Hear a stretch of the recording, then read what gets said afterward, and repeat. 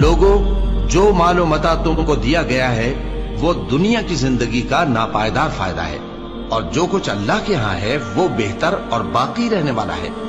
यानी उन लोगों के लिए जो ईमान लाए और अपने परवरदिगार पर भरोसा रखते हैं, और जो बड़े बड़े गुनाहों और बेहयाई के कामों से परहेज करते हैं, और जब गुस्सा आता है तो मुआफ कर देते हैं, और जो अपने परवरदिगार का फरमान कबूल करते हैं और नमाज पढ़ते हैं और अपने काम आपस के मशवरे से करते हैं, और जो माल हमने उनको अता फरमाया है उसमें से खर्च करती हैं, और जो ऐसे हैं कि जब उन पर जुल्म ज्यादती हो तो मुनासिब तरीके से बदला भी लेती हैं, और बुराई का बदला तो उसी तरह की बुराई है, मगर जो दरगुजर करे और मामले को दुरुस्त कर दे तो उसका बदला अल्लाह के जिम्मे है।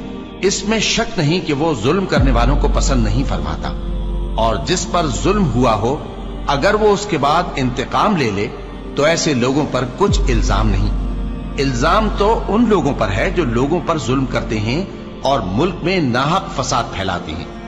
यही लोग हैं जिनको तकलीफ देने वाला अजाब होगा। और जो सब्र करे और कसूर मुआफ कर दे तो ये बड़ी हिम्मत के काम हैं।